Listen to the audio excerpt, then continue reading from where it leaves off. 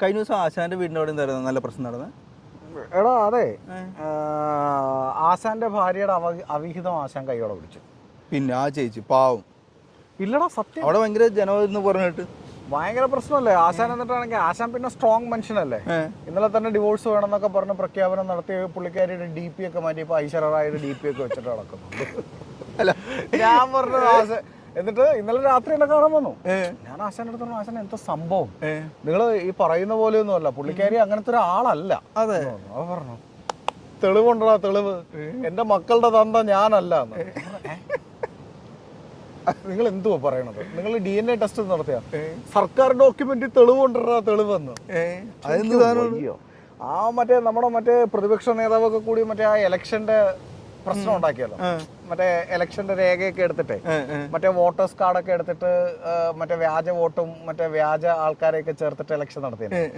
അങ്ങനെ ഇവിടെ എന്തോ ഇലക്ഷൻ നടന്നതില് പുള്ളിക്കാരിക്ക് 3-4 സ്ഥലത്ത് 3-4 പഞ്ചായത്തുകളില് സെറ്റപ്പ്. പുള്ളിക്കാരിയുടെ ഫോട്ടോ വെച്ചിട്ടെന്ന് പറഞ്ഞു കഴിഞ്ഞാൽ പേരൊന്ന് തന്നെ, ഭർത്താവിന്റെ പേര് ഒരിടത്തും തറവേലു, ഒരിടത്ത് ഭർത്താവ് ഇല്ല, അങ്ങനെയൊക്കെ പറഞ്ഞു വെച്ചിട്ട് വീട് നോ എന്നൊക്കെ പറഞ്ഞു വെച്ചിട്ട്. മക്കള് 2 ഉണ്ട്. അപ്പൊ പിന്നെ പിള്ളേരുടേത് പുള്ളി എടുത്തു നോക്കി. പിള്ളേരുടേത് എടുത്തു നോക്കിയപ്പോ ഇവിടത്തെ പഞ്ചായത്തിലെല്ലാം കറക്റ്റ് ആണ്. അച്ഛന്റെ സ്ഥാനത്ത് ആശാന്റെ പേരൊക്കെ തന്നെ. പക്ഷെ നോക്കാൻ നേരം പിള്ളേര് വേറെ 2 പഞ്ചായത്തിൽ കിടക്കുന്നു. അവളുടെ പഞ്ചായത്തിൽ ശരിക്കും അങ്ങനെ ഒന്നും ഇല്ലെന്നേ. അതിനകത്ത് HKKK RTTT YYYY എന്നൊക്കെ പറഞ്ഞിട്ടുള്ളൂ. ആശാൻ പറയണെന്ന് പറഞ്ഞു കഴിഞ്ഞാൽ ഇതെല്ലാം ഇവളുടെ അവിഹിതത്തിന്റെ ഷോർട്ട് ഫോമാണ്. കുറെ ദിവസമായി ഞാനിത് ശ്രദ്ധിക്കുന്നു. ഞാൻ ചോദിച്ചാൽ എന്താ ആശാൻ ശ്രദ്ധിക്കുന്നത്? മോൻ കമ്പ്യൂട്ടറിൽ പാസ്വേഡ് എൻ്റർ ചെയ്യുന്നത് HTT, അവന്റെ അച്ഛന്റെ പേര് അടിച്ചോണ്ടിരുന്നു. നമ്മുടെ വേലു കെപ്രി ഉണ്ടല്ലോ, കെപ്രി ആശാന്റെ അടുത്ത് പറയാം, ആശാനെ ഞാൻ പലപ്പോഴും ചേച്ചിയെ കണ്ടിട്ടുണ്ട് ആശാനെ. ഒരു വൈകുന്നേരം 5:30 കഴിയാൻ നേരം എന്ന് പറഞ്ഞു കഴിഞ്ഞാൽ നമ്മുടെ പഞ്ചായത്ത് ബസ് സ്റ്റോപ്പിന്റെ അടുത്ത് ഇങ്ങനെ നിൽക്കുന്ന ആശാൻ തകർന്നില്ലേ, നീ എന്താടാ എന്റെ അടുത്ത് പറയാത്തേന്ന് ചോദിച്ചു. ആശാന്റെ അടുത്ത് പറയാന്ന്. എങ്ങനെ ആശാനെ? ഞാൻ പറഞ്ഞിട്ടൊരു കുടുംബം തകരുന്നു എന്ന് പറഞ്ഞിട്ട് ഞാൻ മിണ്ടാതിരുന്നത്. ഒന്നുമില്ലല്ലോ, ആ ചേച്ചി എന്റെ ചേച്ചിയല്ലേ, എന്റെ സ്വന്തം ചേച്ചിയല്ലേ എന്ന് പറഞ്ഞ ആശാന്റെ അടുത്ത് കെപ്രി സെന്റിമെന്റ്സ്. ഇത് സംഭവം എന്താണോ, അവരുടെ റേഷൻ കട അവിടെയാ, പഴയ റേഷൻ കട. അവിടെ പോണാണ് പുള്ളിക്കാരി അവിടെ പോയി സാധനം വാങ്ങാൻ പോകുന്നത്. ആശാൻ അറിയത്തില്ല റേഷൻ കട എവിടെയെന്ന്. എന്നിട്ട് ഇന്നലെ പിന്നെ ഞാനും അച്ഛനെല്ലാം കൂടി ചെന്നു, പള്ളിയിൽ നിന്ന് ചെന്ന് ഞങ്ങൾ സംസാരിച്ചടാ, അത് ഇലക്ഷൻ കമ്മീഷണർ കാണിച്ച പണിയാണ്. ഈ വോട്ടേഴ്സ് ID-യും വോട്ടേഴ്സിന്റെ രേഖകളൊക്കെ ഉണ്ടാക്കിയപ്പോ ഇവന്മാര് വ്യാജ വോട്ട് ചെയ്യാനായിട്ട് പലയിടത്തായിട്ട് പല ആൾക്കാരുടെ പേരിലുണ്ടാക്കി. ഞാൻ വിശ്വസിക്കൂല, ഇലക്ഷൻ കമ്മീഷണർ സത്യം പറയുന്നവനാണ്. പുള്ളിക്ക് വെളിവില്ലേ? ഇത് കാര്യം പറഞ്ഞിട്ട് മനസ്സിലാകാത്ത അത് പറഞ്ഞിട്ട് കാര്യമില്ല. ഈ സംശയം എന്ന് പറഞ്ഞ രോഗം വന്നു കഴിഞ്ഞാൽ തീർന്നു. ഇനിയിപ്പോ നമുക്കൊന്നും ചെയ്യാനില്ല. ആശാന് ഡിവോഴ്സ് വേണം. പിന്നെ കൂട്ടിനും മറ്റവനും ഉണ്ട്. അല്ല കെപ്രി അല്ല, കെപ്രിന്റെ ഒരു കൂട്ടുകാരനെ, അവനും ഡിവോഴ്സിന് നടക്കുന്നുണ്ട്. അവൻ രാവിലെ ചെല്ലും, ഭാര്യയുടെ കാല് പിടിക്കും, അവള് വള്ളക്ക് വിളിക്കും, ഇവൻ വരും, എന്നിട്ട് ജോലിക്ക് പോകും. അതിനുശേഷം വൈകുന്നേരം വരും, കുറച്ച് ഉണ്ടംപൊരിയും വാങ്ങി പിന്നെയും ചെല്ലും, അവള് പുറങ്കാലിനടിക്കും, പിന്നെയും വരും. പിന്നെ അവനൊക്കെ ഇത് ആശാൻ ചോദിക്കുന്ന അവനൊക്കെ ആണാണോ? എന്നെ കണ്ടുപിടിയടാ, വേണ്ടാന്ന് വെച്ചിട്ട് അവനെ അങ്ങ് തള്ളി. അതാണ് വേണ്ട, എനിക്ക് വേണ്ട. ഇലക്ഷൻ കമ്മീഷണർ ദൈവമാണ്, അയാളാ സത്യം തെളിയിച്ചെന്ന് പറഞ്ഞിട്ടിരിക്കുന്നത്. ഈ അച്ഛൻ ചെന്നിട്ട് വല്ലതും നടന്ന എവിടെ? ഇതൊക്കെ പറഞ്ഞു മനസ്സിലാക്കാൻ പാടില്ല. ഇത് ആവശ്യമില്ലാത്ത കാര്യത്തിനല്ലേ. മറ്റവന്റെ കാര്യം പോട്ടെ. അച്ഛൻ ചെന്നപ്പോഴാ അച്ഛന്റെ പേരിൽ രസം. അച്ഛന് 2 അച്ഛന്മാരാ.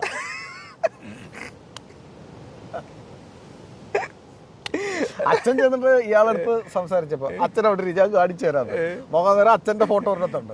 ഇച്ചിരി കഴിഞ്ഞ് വെച്ചിട്ടെന്ന് പറഞ്ഞു കഴിഞ്ഞാൽ വേറൊരു മണ്ഡലത്തിലും അച്ഛന്റെ ഫോട്ടോ, 2 അച്ഛൻ. അപ്പൊ പറയാ, നിങ്ങൾ ഈ 2 അച്ഛന്റെ സ്വഭാവം എന്റെ അടുത്ത് കാണിക്കരുത് അച്ഛൻ എന്ന് പറഞ്ഞു വെച്ചിട്ട് ഇലക്ഷൻ. എനിക്കെന്തുകൊണ്ട് ഒരു അച്ഛനും ഒരു അമ്മയും ഒരു വീടും? അതാണ് ചോദ്യം.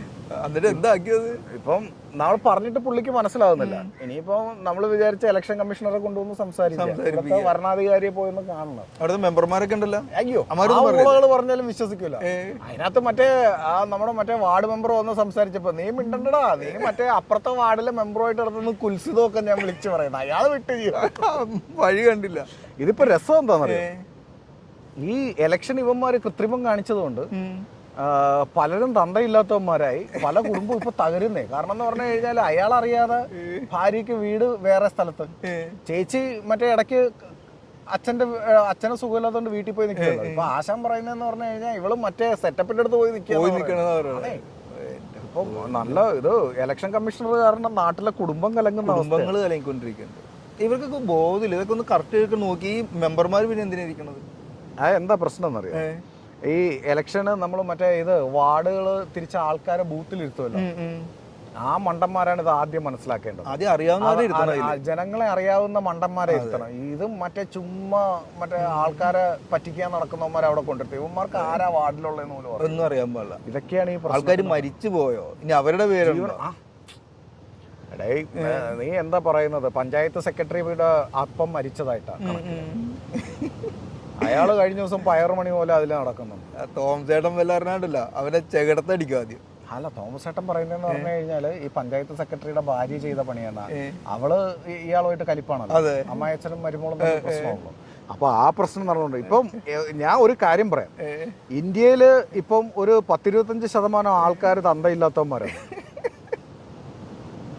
ആ ലെവലിൽ എത്തിച്ചു ഇലക്ഷൻ കമ്മീഷണർ. അല്ല, നിങ്ങളൊരു കാര്യം ഓർത്തോണം, നട്ടലുള്ളവരുടെ തന്തയ്ക്ക് പറഞ്ഞ ഒരുത്തനുണ്ടായിരുന്നു ഇലക്ഷൻ കമ്മീഷണറായിട്ട്, മറ്റേ ശേഷൻ. ആ സമയത്താണ് നമ്മൾ ഈ ഇലക്ഷൻ കമ്മീഷണർ എന്നുള്ളൊരു വാക്ക് കേൾക്കുന്നത്. മനസ്സിലായില്ലേ? ഇപ്പൊ വന്നേന്ന് പറഞ്ഞു കഴിഞ്ഞാല് നമ്മള് മറ്റേ ഷൂ കൊണ്ട് വെച്ച് കൊടുത്താൽ മതി, നക്കി പോളിഷ് ചെയ്ത് ഷൈൻ ചെയ്ത് കയ്യിൽ തരും. അങ്ങനത്തെ ഇപ്പൊ ഉള്ളത്.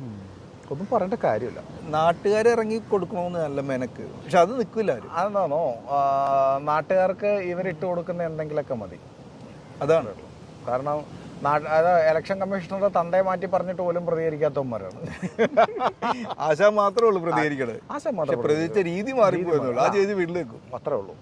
ഒന്നും പറയേണ്ട കാര്യമില്ല.